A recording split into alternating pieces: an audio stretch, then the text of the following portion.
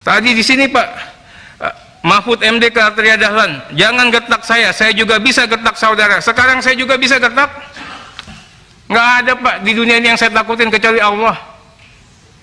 Nggak ada. Prof juga ngajarin saya nggak pernah takut Pak. Kalau memang hari ini hari terakhir saya Pak, saya siap. Saya mewakafkan diri kepada rakyat Pak.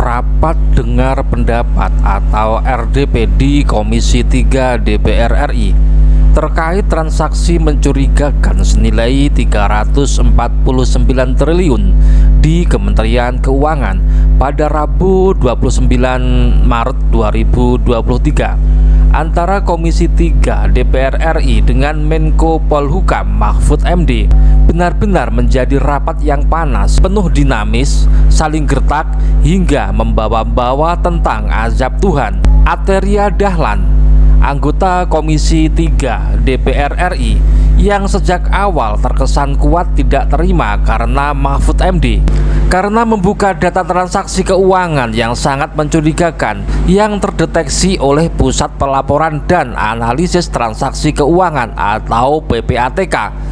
Ada tengara kuat uang 349 triliun itu terindikasi mengarah ke pencucian uang hasil kejahatan, dan ada kemungkinan sebagian uang itu hasil dari korupsi, yaitu korupsi uang dari setoran pajak rakyat. Kesan umum di masyarakat terkait RDP antara Komisi 3 dan Mahfud MD itu, para anggota Komisi 3 DPR RI itu justru tidak fokus membahas persoalan inti, yaitu apakah data yang disampaikan Mahfud MD itu benar, bagaimana langkah tindak lanjut yang harus diambil, siapa saja yang kira-kira terlibat.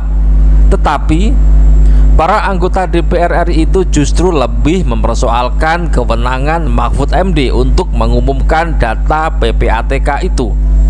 Mereka juga terkesan tidak terima dan merasa iri karena Mahfud MD didukung jutaan netizen setelah membongkar transaksi mencurigakan dan tidak wajar itu, mengingat sangat mungkin uang ratusan triliun itu sebagian merupakan proses pencucian uang hasil korupsi. Bukan itu saja, Arteria Dahlan, salah satu anggota Komisi 3 DPR RI, sampai menyebut tentang azab Tuhan. Pernyataan Arteria itu kesan yang tertangkap oleh sebagian masyarakat, seakan-akan Arteria Dahlan sedang berharap, mendoakan, atau bahasa Jawanya nyedakne, agar Mahfud MD diberi azab Tuhan karena membuka data transaksi keuangan mencurigakan itu. Selain itu, para anggota DPR RI itu seakan ingin melakukan perlawanan secara bersama-sama, membuat Mahfud MD sebagai musuh bersama karena keberaniannya membongkar transaksi keuangan mencurigakan itu. Ada kesan yang kuat, para anggota DPR RI itu ketakutan jika data transaksi mencurigakan itu benar-benar dibuka secara detail. Mereka kemudian berusaha memusuhi orang yang membongkar kasus itu, yaitu Mahfud MD. Namun tampaknya Mahfud MD tidak gentar sedikit pun untuk dijadikan musuh bersama, digertak, diancam, dan sebagainya. Pencucian uangnya, saya anda mau diinterupsi lah. Interupsi itu urusan anda. Masa orang ngomong diinterupsi? Nantilah Pak. Saya kan tadi sudah bilang, pakai interupsi tidak selesai kita ini. Lalu nanti saya yang interupsi dituding-tuding lagi. Saya tidak mau. Artinya kalau begitu, misalnya saya membantah lalu di sini ada berteriak keluar, saya keluar. Saya punya forum. Saya setiap kesini dikoroyok, belum ngomong sudah diinterupsi, belum ngomong diinterupsi. Waktu kasus itu juga, waktu kasus Sambo, belum ngomong sudah diinterupsi, dituding-tuding, suruh bubarkan. Jangan begitu dong. Mati ya mic-nya. Pak Mahfud, kita teruskan aja dulu yang interupsi biar nanti. Oh oke, nanti ntar dibenerin. Lah nggak bisa dong. Tapi sebelah sini hidup mic-nya ini. lah. Silakan Pak Mahfud. Amis Bakum kemarin Kalau Amis Bakum. kalau mic-nya mati gimana saya ngomong? Ini hidup Pak Mahfud. Jangan-jangan disabotase ini.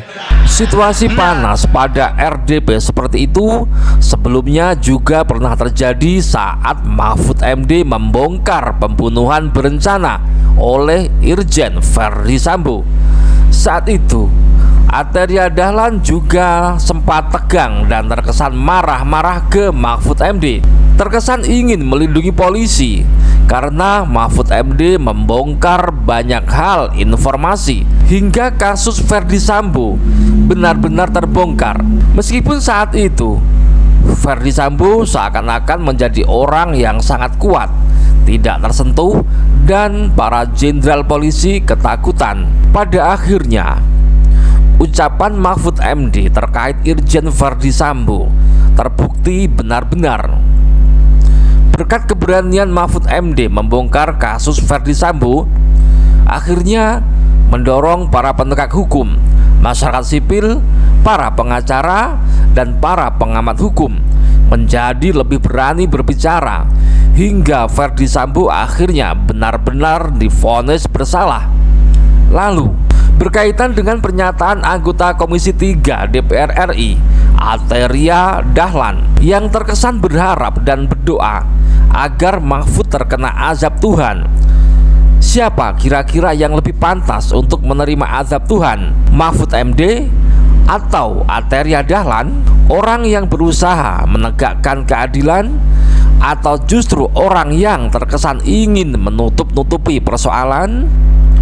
Bagaimana pendapat Anda? Pak Budi Gunawan tuh anak buah langsung presiden. Anak buah langsung presiden dia. Bertanggungnya presiden, bukan anak buahnya Menko Polhukam. Tapi setiap minggu laporan kayak ini resmi. Info intelijen kepada Menko Polhukam. Coba saudara bilang ke Pak Budi Gunawan. Pak Budi Gunawan, menurut Undang-Undang BIN bisa diancam 10 tahun penjara. Berani enggak? Menurut pasal 44. Kan persis yang saudara baca kepada saya. Bahwa kalau menyampaikan ke Menko Polhukam 10 tahun lepas BIN nyampaikan, bukan ke presiden tapi ke saya nih. Ini bulan Maret ada nih. Kok terus enggak boleh gimana? Apa gunanya ada? Dan ini penting saudara. Karena apa? Ya. Karena saya bekerja berdasar info intelijen.